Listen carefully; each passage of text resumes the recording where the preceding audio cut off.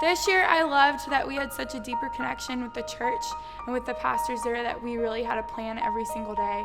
And it was very ministry focused this year. We were just way more in depth with giving the gospel this year. The translators were just so quick with getting Spanish back to the kids, and you could tell they totally understood what we were saying. So I really loved how much we got to do our skits and go into the classrooms and speak specifically one-on-one and answer these kids' questions about God and the gospel.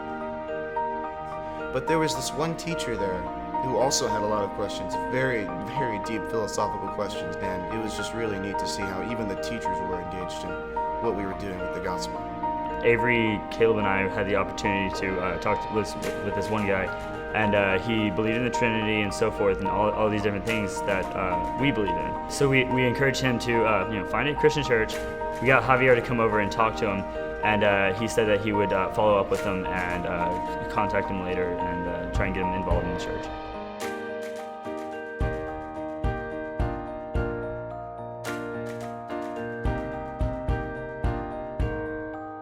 And one of the girls came up to me and Caleb. She asked us if we had any advice for someone who was struggling with self-harm. Javier went to her and brought her to his wife, Gloria, and they exchanged contact information, so Gloria is now discipling this girl.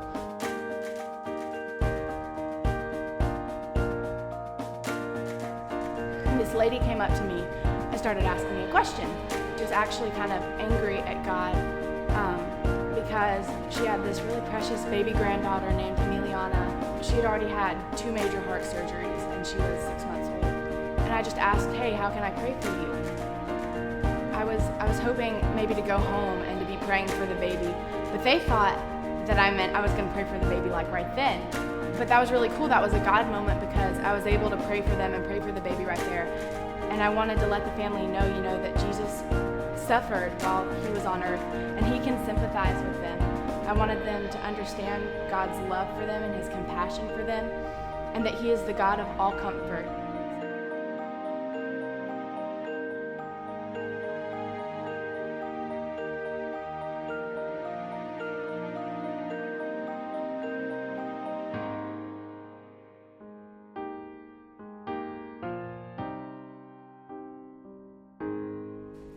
The jail was pretty intimidating when we first arrived, and then we went inside and there was a huge hallway lined with jail cells, and all of us were walking through there, banging on the doors, yelling at us, throwing stuff at us, and then we got to this courtyard. We did our skits without music. We weren't allowed to take the speaker inside, and then we did a Q&A session. It was a good experience. During the trip, since none of us really spoke that much Spanish, we had to overcome the language barrier. And so with that, we were able to really build a deeper relationship with Pastor Javier and his wife and his little boy, Thomas. In heaven, we're all going to be speaking the same language. How awesome of a moment that will be.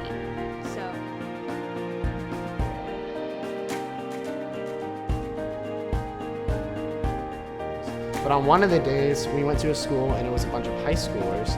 And so we would do our presentations and give the gospel with our 2 skits. And then after, we would ask the kids if they had any questions about God or the Bible or about us. And so one of the kids actually asked us, what was a time when we felt close to God? And so what was really awesome about that was when we had been preparing for the mission trip, we would have missions training every week. Ken actually asked all of us that question the same way. He said, what was a time in your life when you felt close to God? And so I thought, why don't I just give the same answer that I did in missions training? And so a lot of you guys know Tom Carpenter. He was our janitor at our church about 5 years ago. And he lived with my family my whole life. And so I basically told the kids his story and told them that he was diagnosed with cancer in February of 2010.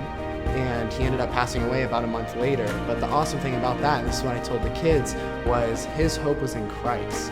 His significance, his identity was in Christ. And because of that, even though he had cancer, even though he died within a month after being diagnosed, he's in heaven with God now, and that's awesome. There's nothing that can be better than that.